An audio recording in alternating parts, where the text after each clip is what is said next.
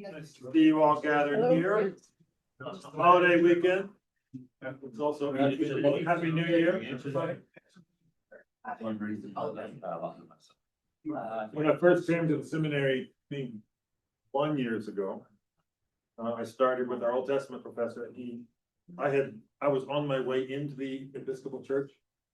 And so I had been through classes and confirmation and all of that. And this was his first time into the Episcopal world. And we were sitting in that first semester, we were sitting in chapel together. And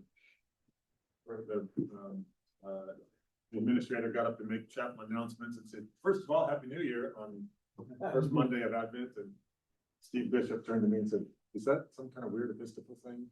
I think it's like a month off. But yeah, it's a weird.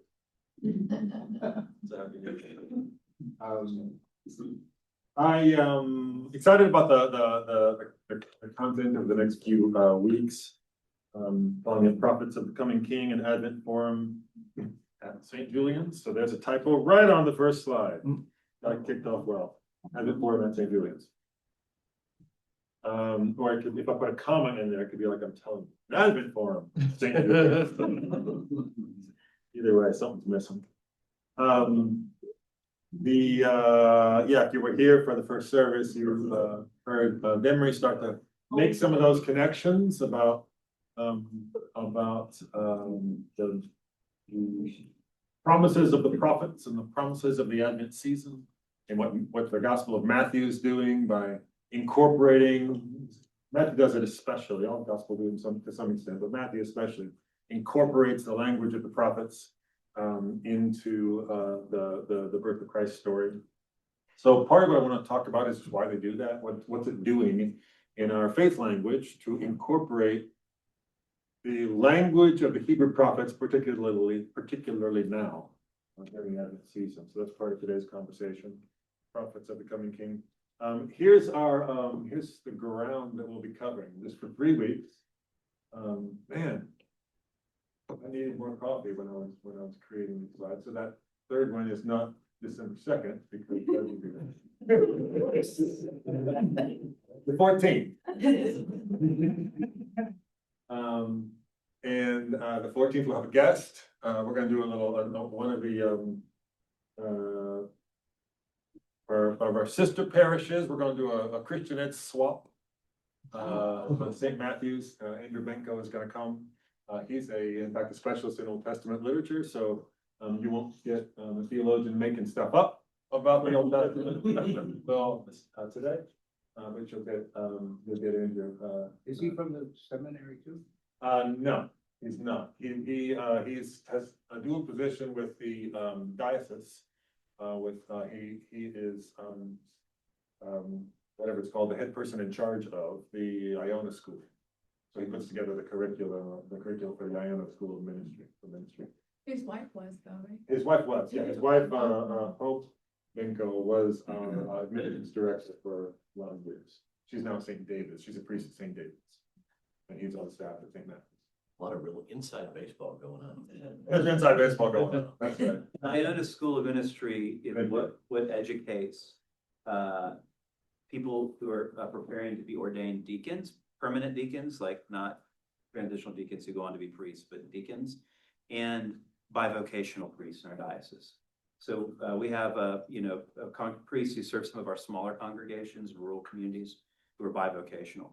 And so rather than sending those people out of their congregations for 3 years to go to a residential seminary, the diocese has created a process of formation, of theological formation, so they can remain in their parishes, and they do it by extension. So Iona meets at Camp Allen like 1 weekend a month, and they do intensive weekends and that sort of thing, and write papers and have online classes. So that's what Iona does. It has a few other like lay leadership training, but its main function is to prepare people for ordination who are going to be bivocational priests or deacons in the Episcopal Church. And Andrew runs that school for the diocese. He works closely with Josh Ritter, whom you know.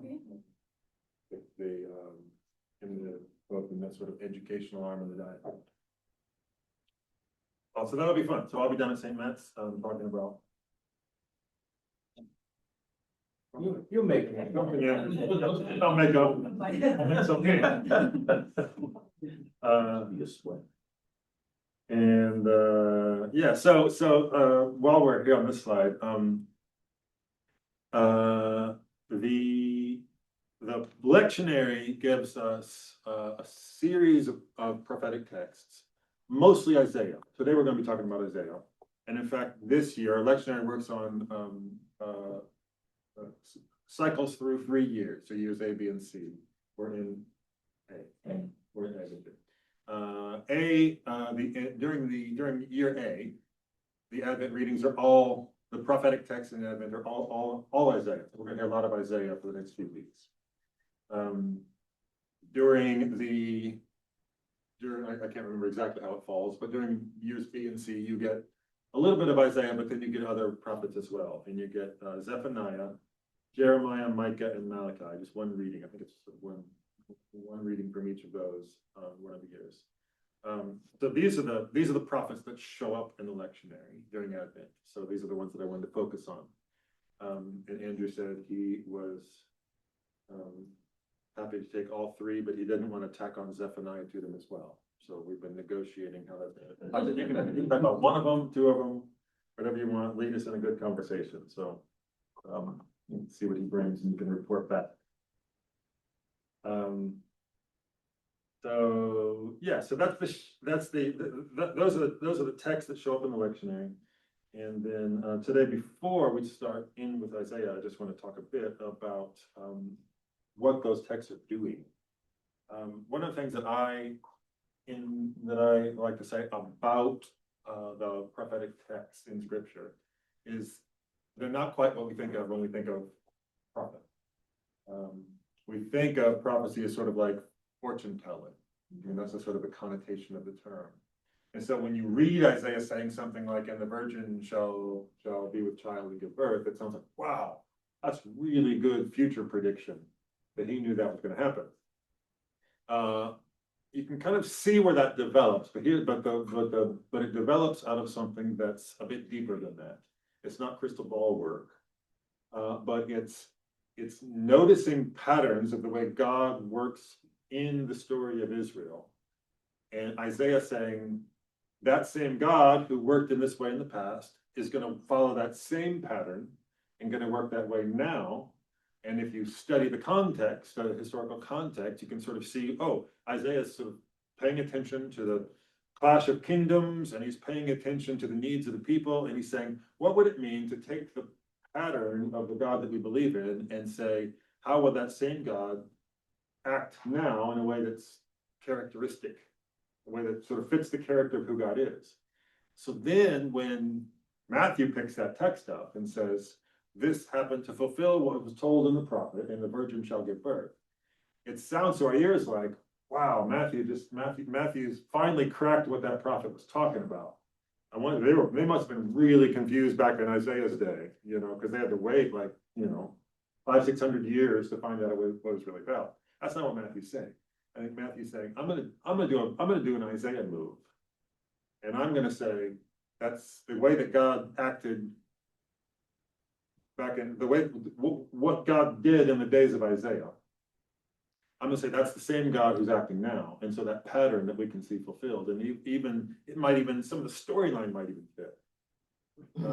So Isaiah is there, or Matthew is there remembering, say, the story of Hannah, in which somebody who wasn't, the story of Sarah, the story of Hannah, the stories of the women in the Old Testament who weren't able to give birth, and then they did give birth. Isaiah takes that story and said, that's going to be kind of a national story. We're kind of like a woman who can't have a child. And you know what? I believe that the God of Sarah and the God of Hannah is gonna bring life out of this really hard place in our nation. And then Matthew picks that up and says, hey, they're kind of both coming together now. We're in a really hard place in our nation, and this is the story about a virgin birth. So it's going to fit that old pattern.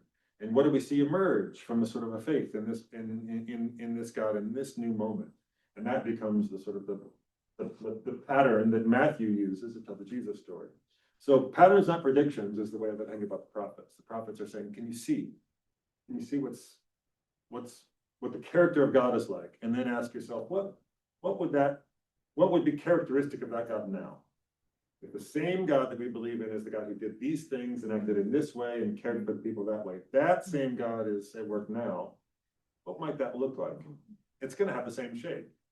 But that shape doesn't mean that they were doing fortune telling back then. It just says, well, of course it's gonna have the same shape. It's the same God. We have the same faith in the same God. Of course it's gonna have the same shape as those old stories.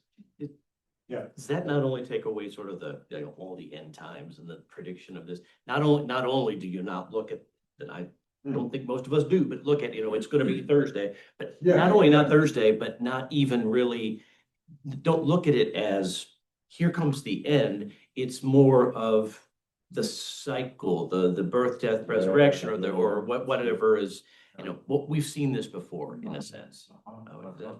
Yeah, so you get the apocalyptic literature, which is not exactly prophetic text, but it's in the same sort of world. You're talking about sort of what's behind the veil, which the prophets are always doing. And when it comes to end times, it can sound like, yeah, this is, if I can work out the numbers, it must be next Thursday. I mean, it can sound like that. But I think if you read it this way, as Kevin's noticing, if you read it as not a prediction, but a pattern, what it's saying is, how deep does this faith go? Like, does it go so deeply that if actually fire started raining from the sky and the world ended, like sometimes it seems like it's going to, warfare, famine, disease, if all that happens, is that is our God with us there? What might that even look like? Or is that the sort of the end of the story? Is God with us all the way up until the world ends? Well, the apocalyptic texts, you get this in about half of Daniel, you get this sort of sprinkled through some of the prophets. You get this in sort of imagery in Isaiah and Ezekiel. And then you get it in a big way in the book of Revelation in the New Testament. They're really saying, well, if the God of Israel, who showed up and announced the birth of Jesus to Mary, if that same God is with us when the sky starts falling down, what might our faith look like? What might it mean to believe, to trust that God's even got us when the world ends? I think that's what those prophecies are saying. I love the idea of the pattern. One is that then you also we can apply the pattern to our own lives. Like what does it look like for the God that has shown up these ways historically to show up today in the midst of our own? And the world is always ending. I mean, the world will end for all of us, right? That's the one thing I know, right? We have a solution to that in the resurrection, but on this side of glory. So if the world is always ending. Yeah. And so those guys show up and the world ends for us. I don't know. That's right. Yeah.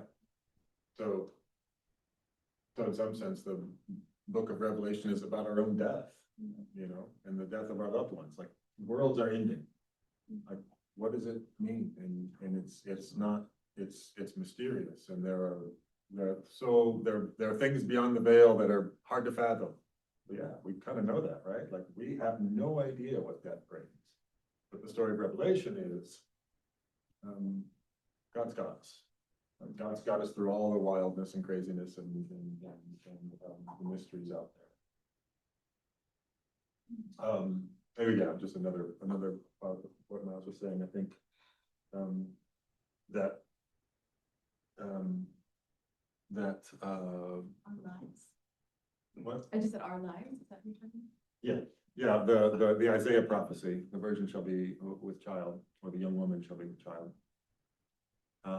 That's also that can be a very personal prophecy. That can be what would it look like in my life right now to receive a blessing from a God who shows up in that sort of way? You know how there's no possible way that new life, that this moment in your life could generate something new and beautiful and wonderful? God can make that happen. God can the God who apparently doesn't even need a fertile womb or a dad involved to bring new life out. God can miraculously bring life out of, springs of water out of the desert, new life out of barren wombs, all of that. What would it look like now in my life to receive that? I think that's that pattern question. So what's Isaiah about? I put some Bibles out, and some of you have access to digital versions as well. I want to take a look especially at Isaiah 11. I think there's, see if you can sort out where that is. Don't think about it. Yeah, Steve's got it memorized. For everyone else.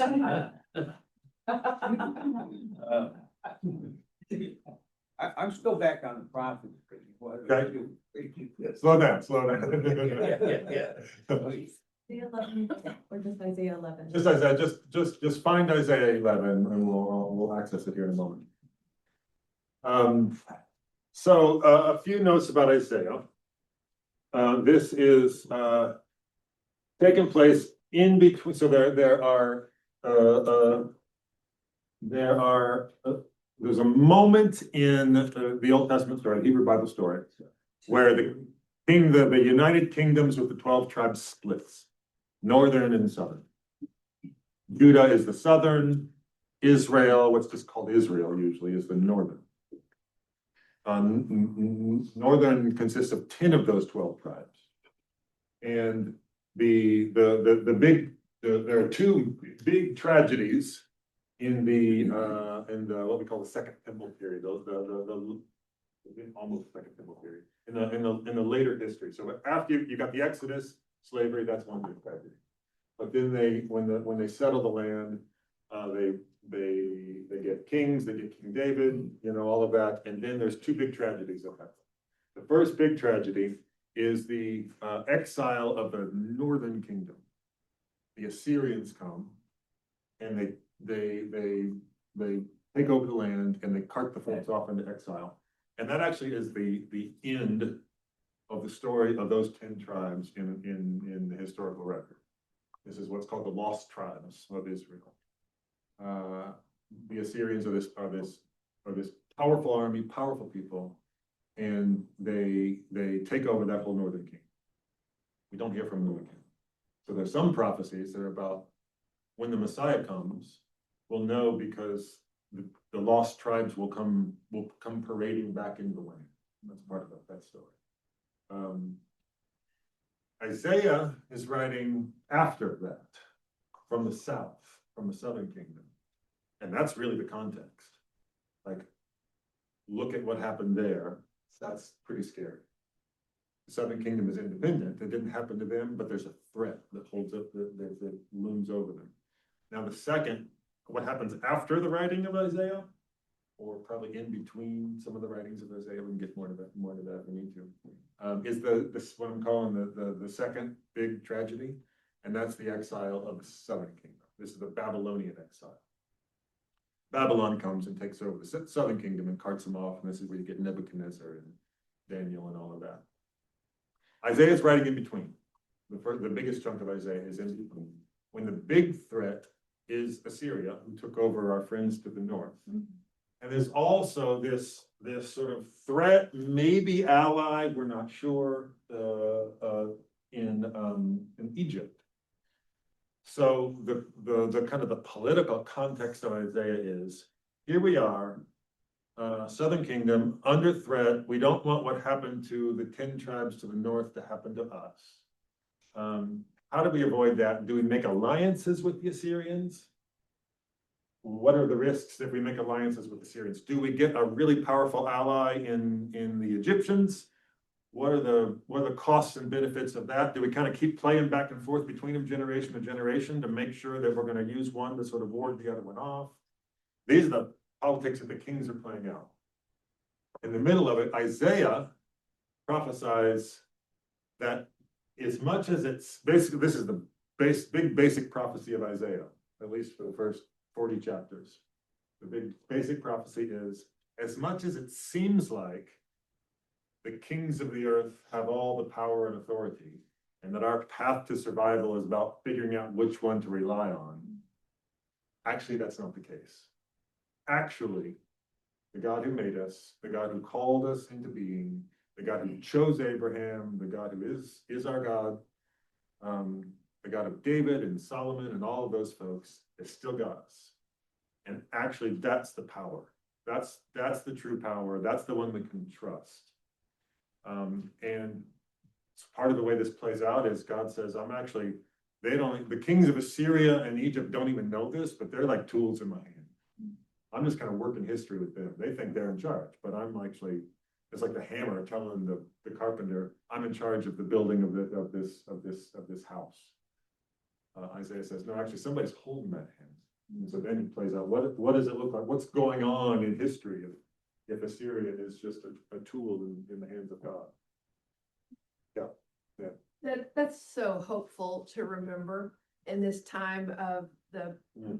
power of the billionaires and the elite that seem to be ruling the world in evil ways. That's such a good reminder to us that it is God in charge. Yeah. Seems like this is where all the power and the authority. Yeah, thanks. Let's take a look at chapter 11.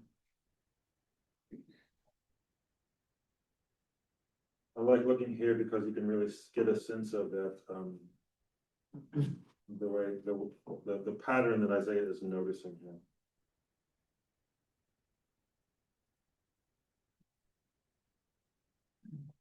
Tony, in the north is Samaria. So what's the situation with Samaria? I mean, they're not part of the 10 tribes, but they're somehow related, right? Yeah, I can't remember whether they are exiled along with the 10 tribes, or I can't remember what happened with Samaria. Didn't some of the Assyrians come and live, and that's why Samaria became Ah, suspect, there we because go. they were mixed, Exactly. kind of intermarried. So not everybody, I think, was exiled. I think there was still a remnant there, and then they intermarried and. Yeah. and they- Yeah, when I say the tribes disappear, I don't mean like it's not like genocide. It's not like all 10 of them, just like, everybody who is a member of Israel is killed. Many of them are, but then they disappear as a people. So there's a lot of this intermarriage, loss of culture, assimilation. So that by the time of the opening of the New Testament, there is no recognizable people who are descendants of Reuben and all those brothers. My dad can do it. Dan, Asher, not in fact, that's not it. Those are twins that I knew. It's like an Asher. He was made into a sandwich. Do you suppose Jesus ever said that? My dad would do this, yeah. Come on, Peter, which one is it? Yeah. My dad knew. Let's see.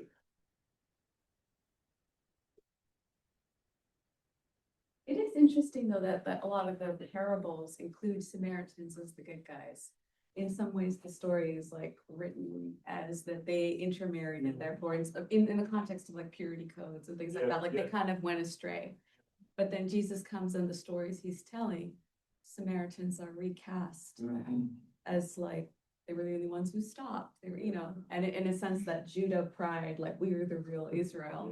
Yeah, And sort of bringing the other tribes back into the fold. in a complex way. In a yeah. Yeah. Yeah. Yeah, I like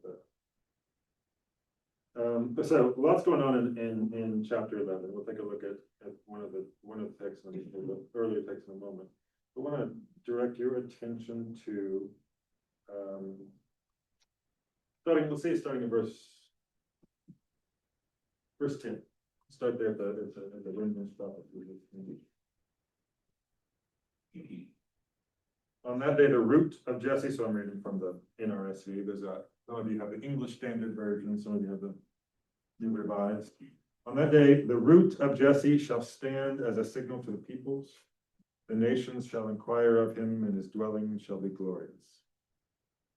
This is the root of Jesse is about David. This is a few generations after David, when the kingdom has fragmented now. And part of what's going on in verse 11 is he's saying the Davidic monarchy is seeming like a tree that's been cut down. But just like when you cut down a tree and a shoot comes out of the stump, that's where this is headed. It's cut down but not dead. On that day, the root of Jesse shall stand as a signal to the people. On that day, the Lord will extend his hand yet a second time to recover the remnant that is left of his people. From Assyria, from Egypt, from Pathros, from Ethiopia, from Elam, from Shinar, from Hamath, and from the coastlands of the sea. He will raise a signal for the nations and will assemble the outcasts of Israel and gather the dispersed of Judah from the four corners of the earth. The jealousy of Ephraim, so maybe on Tina's point, Ephraim is one of the half tribes, so Ephraim is one of the southern kingdoms, a part of Judah. So there's some jealousy down in Judah. The jealousy of Ephraim shall depart, the hostility of Judah shall be cut off. Ephraim shall not be jealous, Judah shall not be hostile, but they shall swoop down on the backs of the Philistines in the west.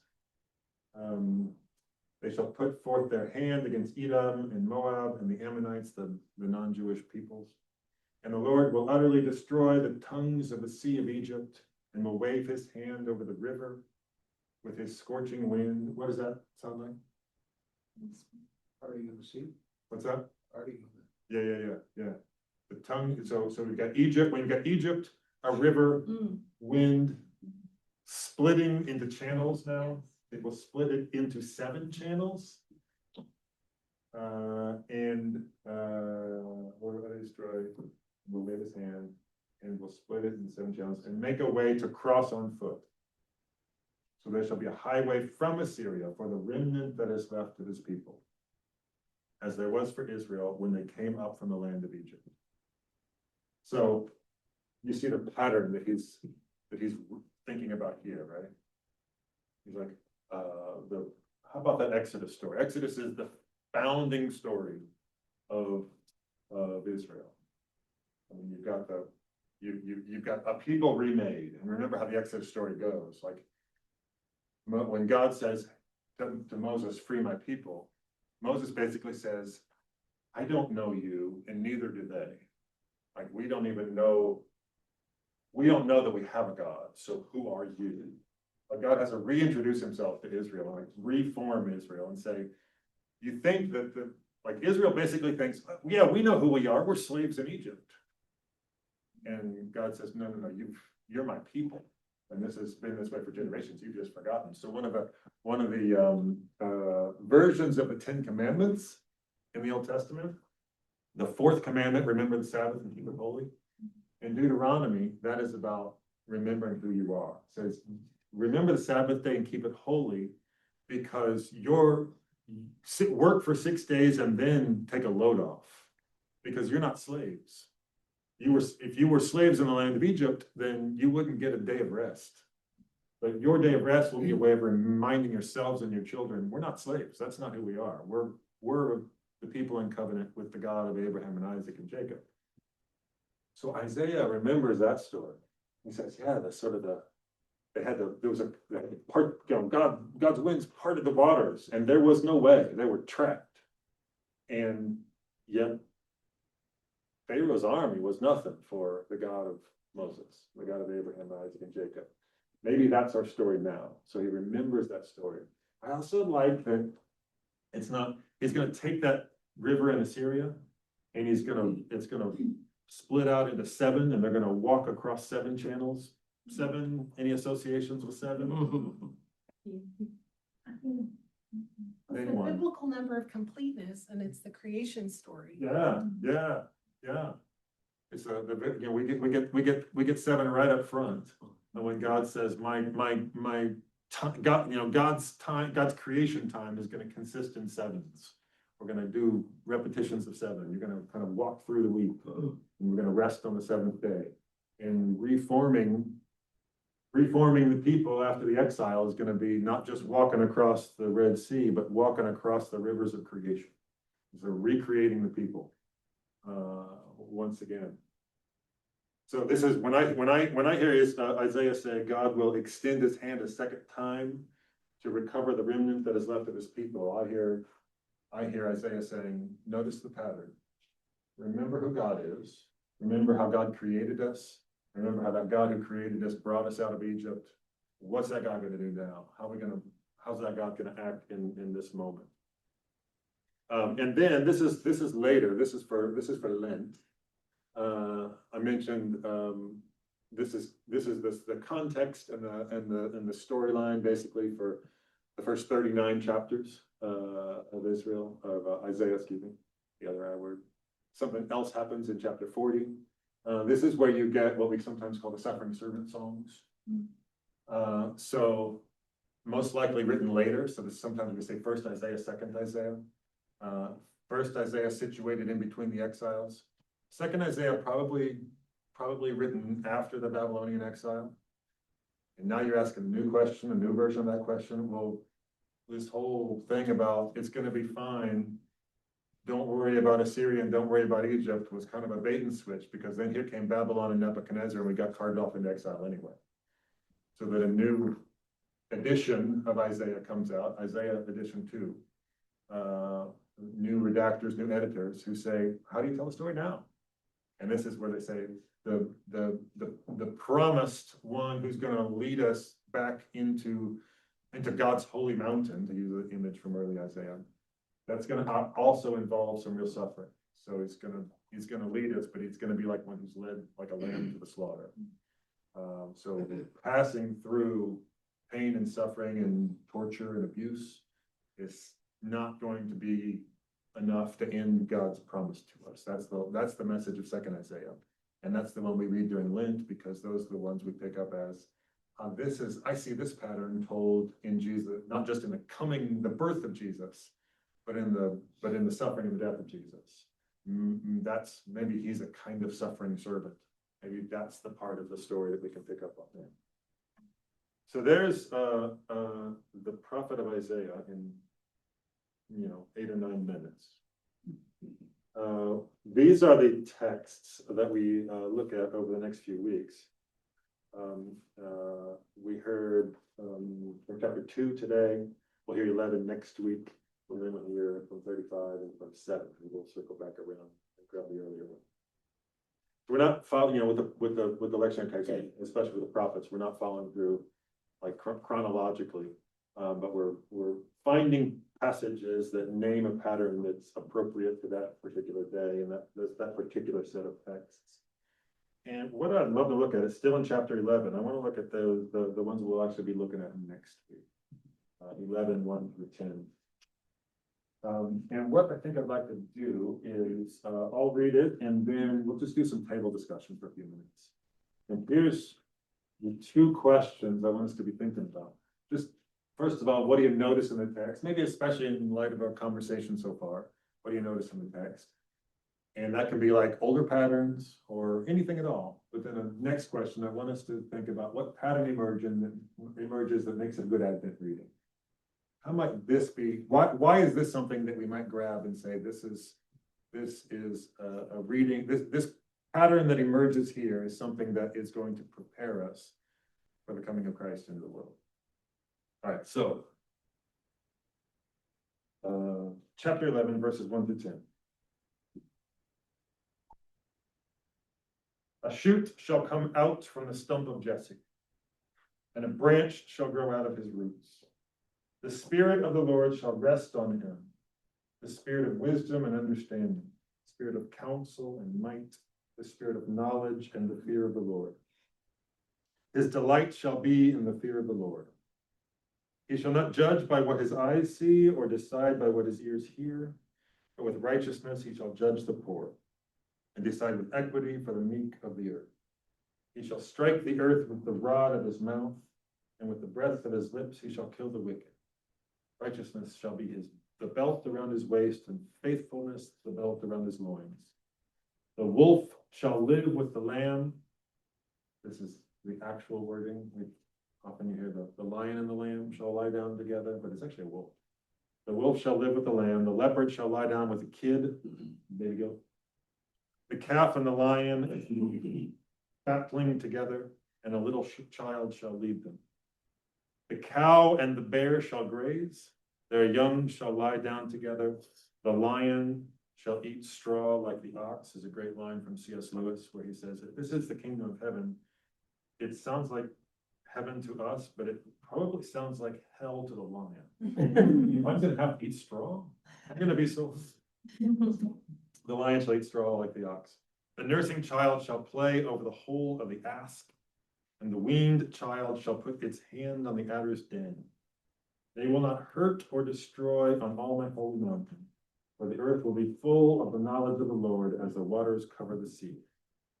On that day, the root of Jesse shall stand as a signal to the peoples. The nations shall inquire of him, and his dwelling shall be glorious. Take a few moments, if you would, and think about those two questions, discuss those two questions. What's your sitting there?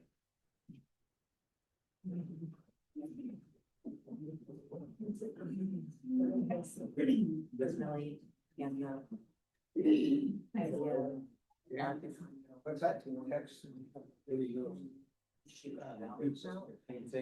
Here.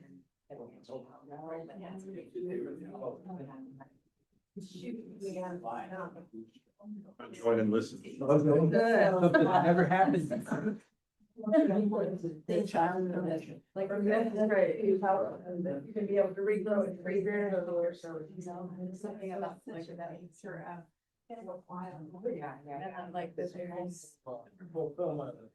and so when you think about what's going on, it's like outside of your control. Kind of the office of. And from that, like, something like. I read it, you know, I have to look up what is raised in there. Yes. It's another term. Like, yeah, resurrection. This one, order just works. So I'm never. As you. So,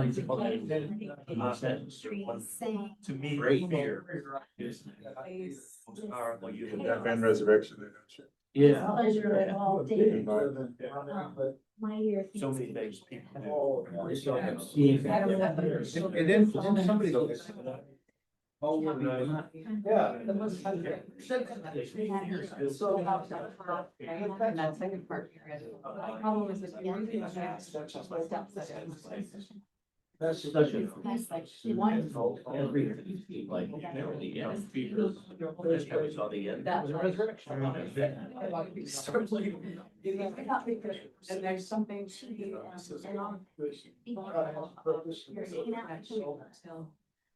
about the faith journey. part of that. And that's what there's nothing else that. I'm gonna come back to. Syria. So it's. Kind of easy to put together as. Right. Fragile. Not protected by. Yeah, right. To me, this is. This is such a. Right. Maybe- Of the world. Right. It's don't feel so. So Messiah is what he's bringing. And I think that, you know, that pattern was the For pattern. his return. That his breath. 6 through 9. It's just kind of like. Spirit rest. Where is it? The spirit of the Lord is upon me, the anointing. Thank you for the imagery you give. All this. The world too long. But it's not the light. Not the. Say that. That's not.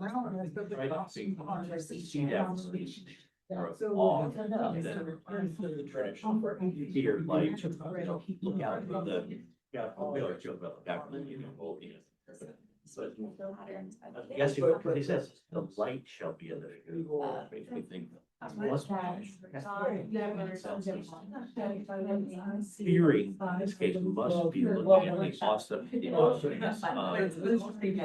Actually. Like, I mean, and then start again. But it's always like. The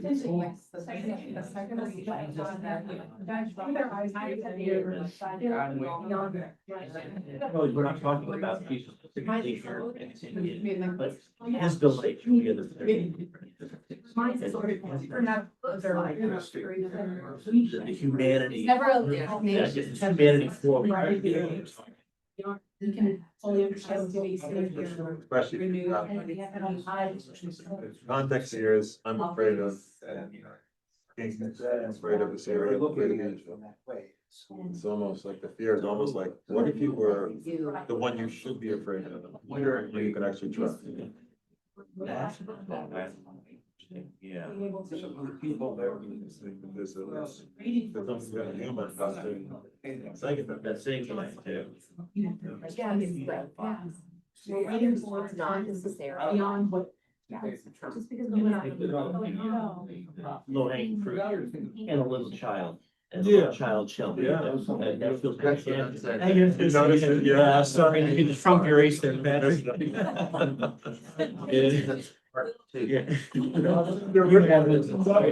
Full credit for the person who actually said. This is when we're trying to guess what the song was. Real quickly, somebody tell us something that you noticed in the text. Oh. Missed that. The text is repetitive. Really, because it says something good, and then something good happens, and then something good happens, and then another thing good happens, but nothing bad happens. All right. That's what Steve noticed in the text. It looks like Kevin noticed on the theme, Kevin noticed that it's, the context is, there's a kind of there's a bad thing that happens sort of in the backstory. When you get the shoot that shoots out of the stump, you get there's a death and resurrection image there. Right, and I was thinking like the stump seems violent, like Yeah. something was cut. Something was cut. Yeah. Interrupted. What else? What else did you notice in that?